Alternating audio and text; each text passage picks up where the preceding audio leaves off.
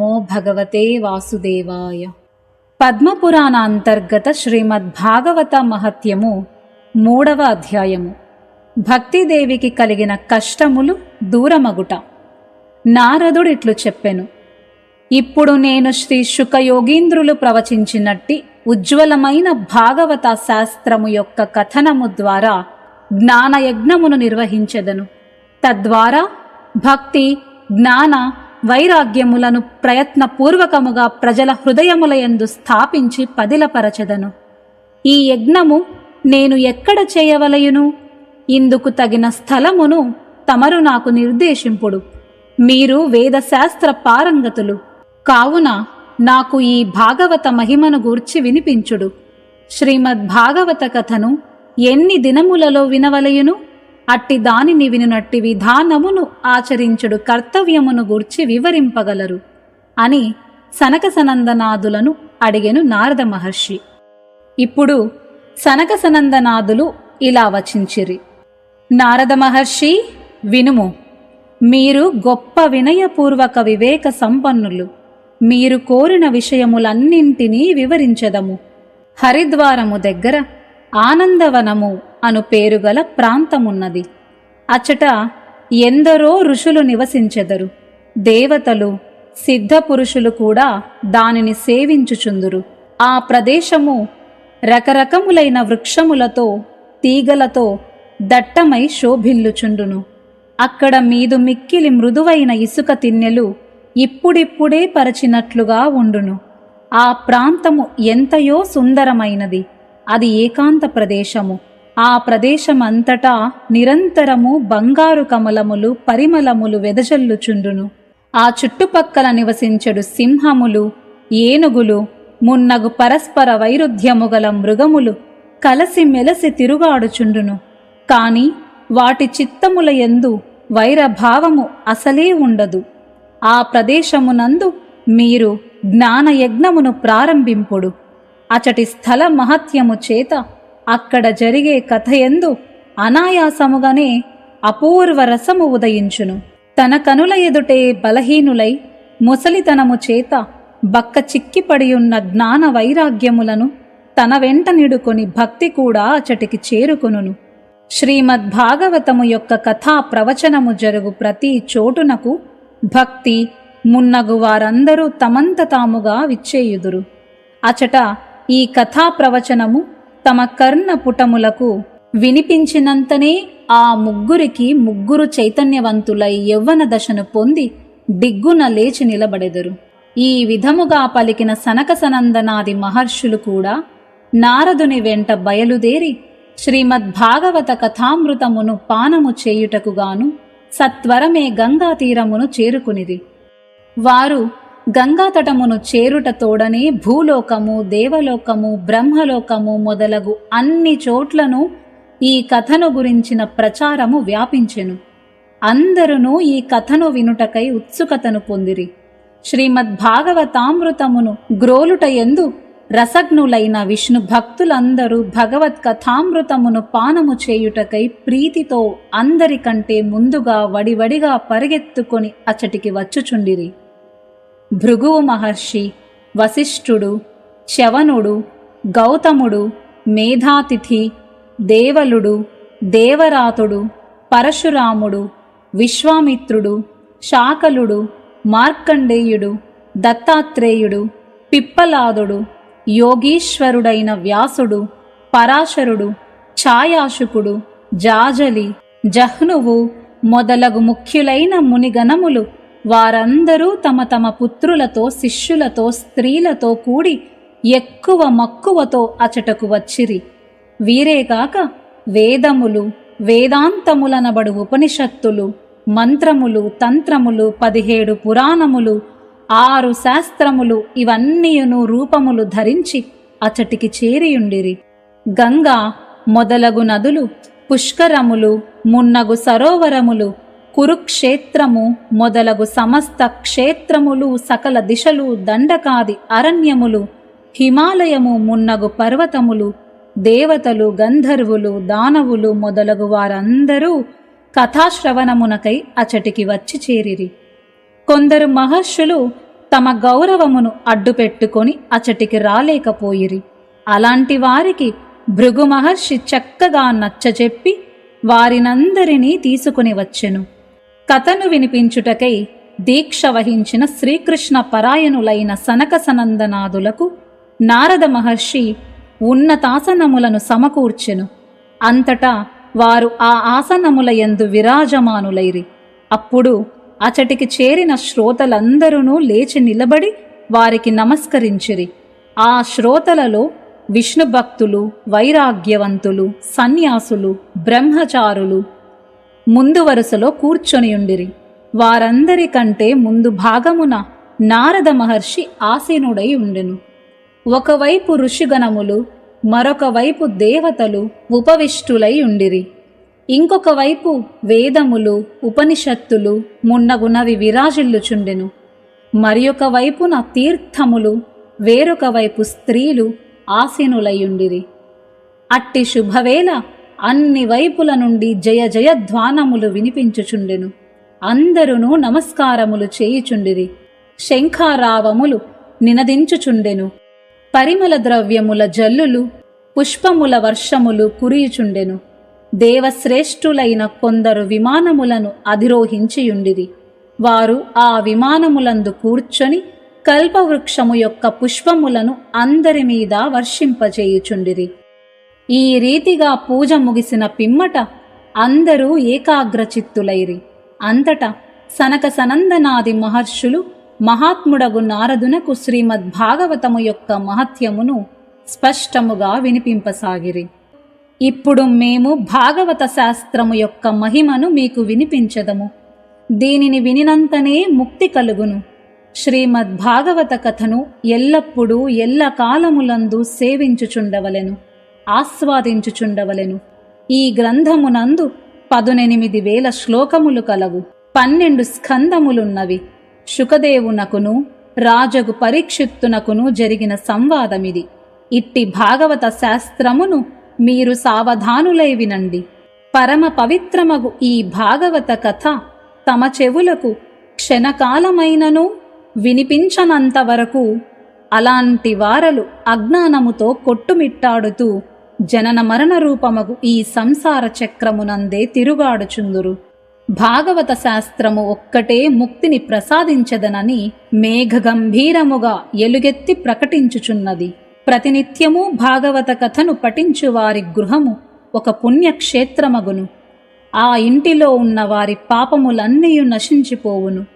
వేల కొలది అశ్వమేధయాగములు గాని, 100 కొలది వాజపేయ యజ్ఞములు గాని ఈ శుకశాస్త్రము యొక్క 16వ అంశమునకు కూడా సరిసమానము కాజాలవు. తపోధనా, జనులు శ్రీమద్భాగవతమును చక్కగా శ్రవణము చేయవలయును.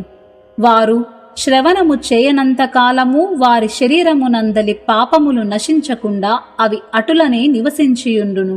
ఫలమును ప్రసాదించుటలో భాగవత శాస్త్ర కథకు దీటుగా గంగా, గయ, కాశీ, పుష్కరము, ప్రయాగ వంటి పుణ్యక్షేత్రములేవియూ నిలువజాలవు. పరమగతిని పొందవలయుననడి కోరిక మీలో దృఢముగా ఉన్న ఎడల మీ నోటితో మీరు శ్రీమద్భాగవతమునందలి ఒక్క శ్లోకమును లేదా సగము శ్లోకమును లేదా శ్లోకపాదమునైనను నిత్యము నియమపూర్వకముగా పఠింపవలయును.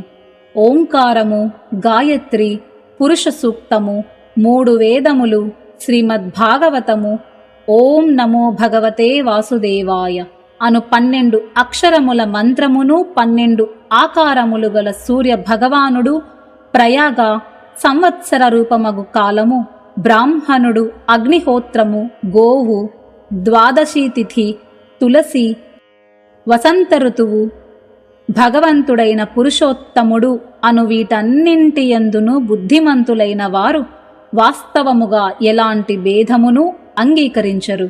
అనగా వీటన్నింటి యందును వారు సమానమైన బుద్ధిని కలిగి ఉండెదరు.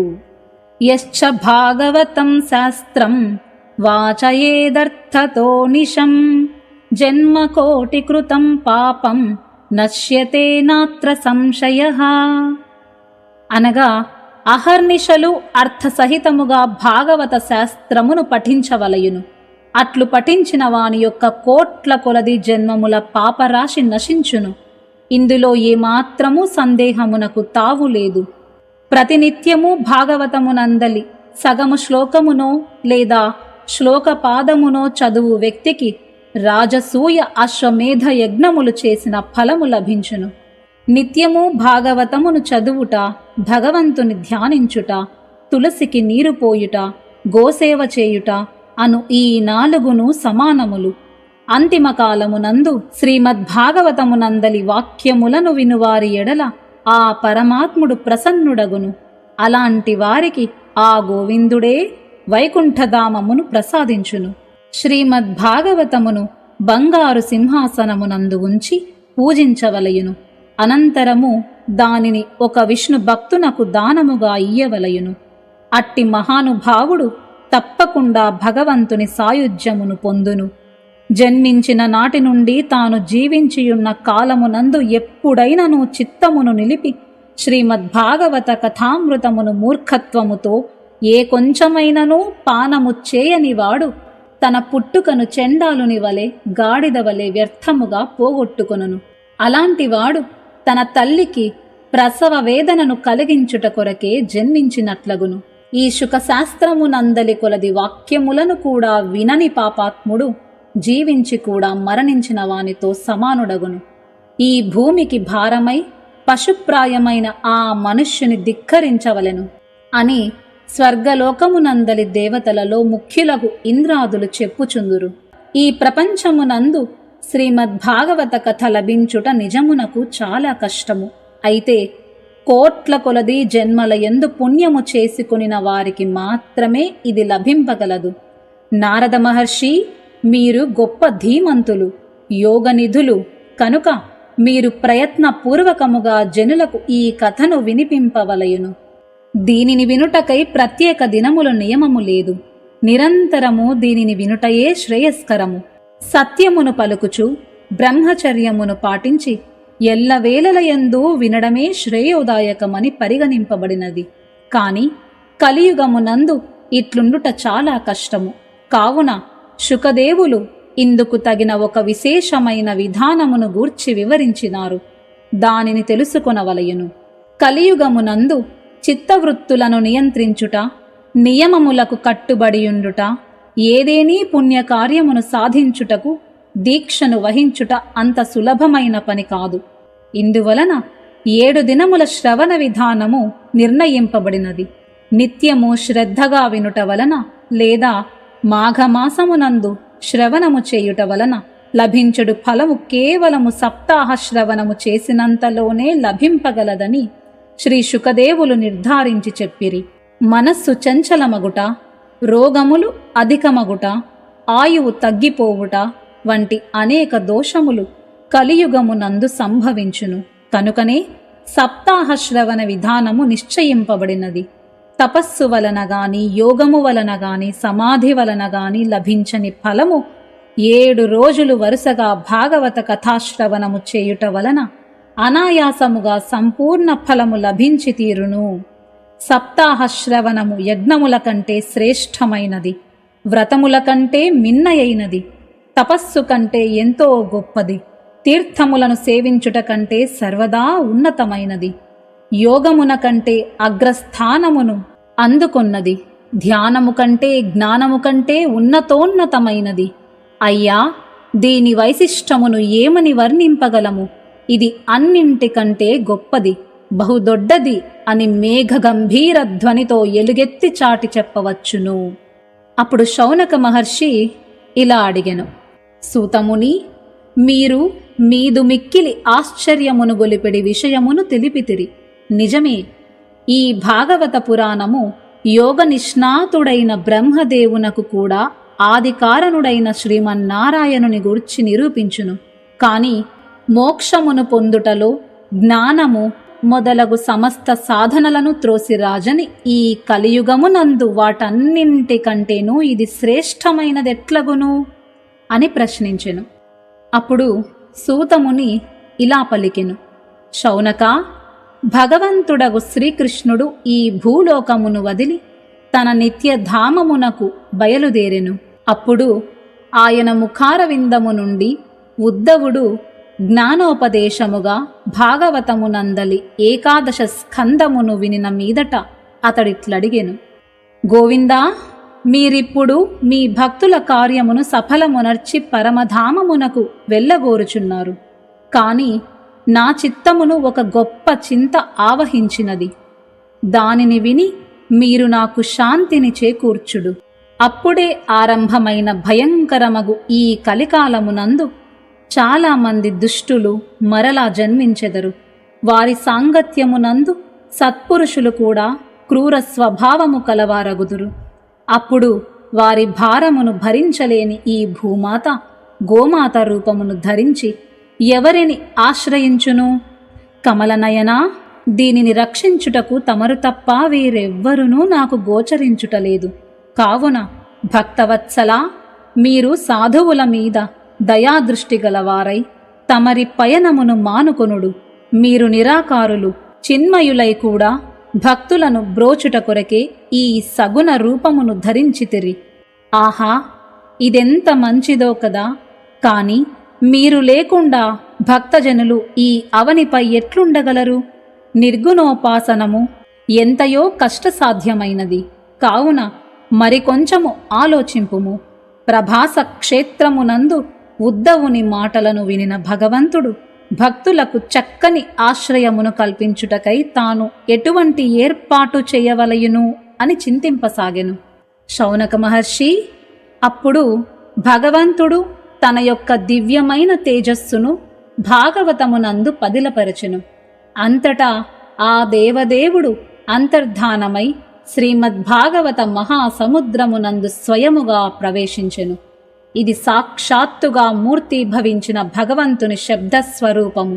ఆ శ్రీహరియే దీనియందు ప్రత్యక్షముగా నడయాడుచుండును.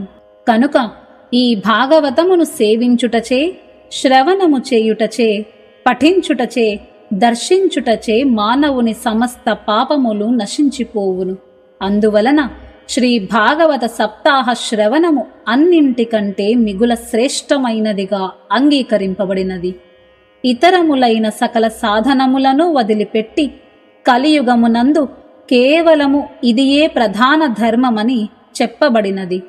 కలియుగమునందు దుఃఖమును, దారిద్ర్యమును, దురదృష్టమును, పాపమును నశింపజేయు ధర్మము ఇదియే. ఇంతేకాదు, కామక్రోధాది శత్రువుల మీద ఇది విజయమును సాధించిపెట్టును. ఇదియునుగాక భగవంతుని మాయ నుండి తప్పించుకొనుట దేవతలకు కూడా దుర్లభము. అట్టి ఎడ మానవులు ఈ మాయ నుండి బయటపడుట ఎట్లు అనగా, దీని నుండి బయటపడుటకే సప్తాహ శ్రవణ విధానము ఏర్పరచబడినది. శౌనక మహర్షి, ఈ విధముగా సనకాది మునీశ్వరులు సప్తాహ శ్రవణ మహిమను గూర్చి వర్ణించుచుండిరి. అప్పుడా సభయందు ఒక గొప్ప ఆశ్చర్యమును గొల్పెడు సంఘటన సంభవించెను. దానిని గూర్చి నీకు నేను వివరించెదను, వినుము. అప్పుడచటికి తరుణావస్థను పొందిన విశుద్ధ ప్రేమమూర్తియగు భక్తిదేవి తన 20 కుమారులను వెంట నిడువుకుని వచ్చెను. శ్రీకృష్ణ, గోవింద, హరి, మురారి, ఓ నాథా, నారాయణ, వాసుదేవా మొదలగు భగవన్నామములను మాటి మాటికి బిగ్గరగా ఉచ్చరించుచు అచట ఆకస్మికముగా ప్రత్యక్షమాయను. పరమ సౌందర్యవతియగు భక్తిదేవి భాగవతము యొక్క శబ్దార్థ రూపములైన ఆభరణములను అలంకరించుకొని అచటికి విచ్చేసెను. అప్పుడా సభలో ఆసీనులైన సదస్యులందరూ ఆమెను తిలకించిరి.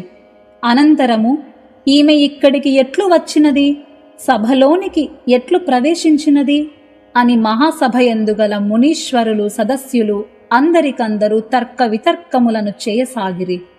ఈ భక్తిదేవి ఇప్పటికిప్పుడే కథ యొక్క శబ్దార్థముల నుండి ప్రకటమైనదని సనకాదులు చెప్పిరి.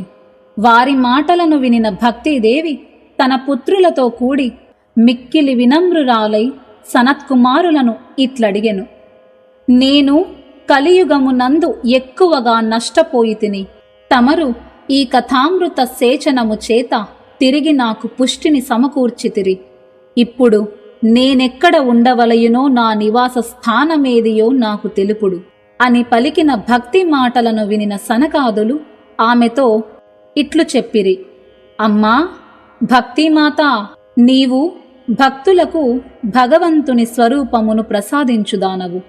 అనన్య ప్రేమను సమకూర్చగల సమర్థురాలవు.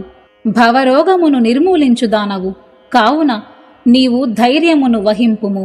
శాశ్వతముగా అనుక్షణము విష్ణు భక్తుల హృదయములయందే నివసింపుము. కలికాలమునందలి పాపములు విజృంభించి సమస్త ప్రపంచమును తన ప్రభావమునకు గురిచేయును. కాని ఆ పాపములే నిన్ను కన్నెత్తి కూడా చూడలేవు అని ఈ విధముగా వారి ఆదేశమును పొందిన భక్తిదేవి తత్క్షణమే భగవద్భక్తుల చిత్తములను చేరి విరాజమానురాలయ్యెను. ఎవరి హృదయములయందు అనన్యమైన శ్రీహరి భక్తి పదిలముగా గూడు కట్టుకొనియుండునో వారు ముజ్జగములందు అత్యంత నిర్ధనులయ్యుండి కూడా పరమధన్యులయ్యెదరు. ఎందుకంటే భక్తి అను సూత్రము చేత సాక్షాత్తు భగవంతుడు కూడా బంధింపబడి తన లోకమును వదిలిపెట్టి భక్తుల హృదయములను చేరి నిలిచిపోవును. భూలోకమునందు ఈ భాగవతము స్వయముగా పరబ్రహ్మ యొక్క స్వరూపమే. దీని మహిమను కూర్చి మనము ఏమని ఎంతని వర్ణించగలము? ఈ భాగవతమును ఇతరులకు వినిపించుట వలన వినువారికిని వినిపించువారికిని ఇరువురుకును శ్రీకృష్ణ భగవానుని నిర్మలమైన పోలిక లభించును. అనగా వారు భగవంతుని సారూప్యమును పొందెదరు. ఇదిగాక ఇతర ధర్మములతో ఇంతకంటే ఎక్కువ ప్రయోజనము ఏముండును అని సనకాదులు పలికిరి. ఇది శ్రీ పద్మపురాణము యొక్క ఉత్తరఖండమునందలి శ్రీమద్భాగవత మహత్యమునందు 3వ అధ్యాయము సమాప్తము.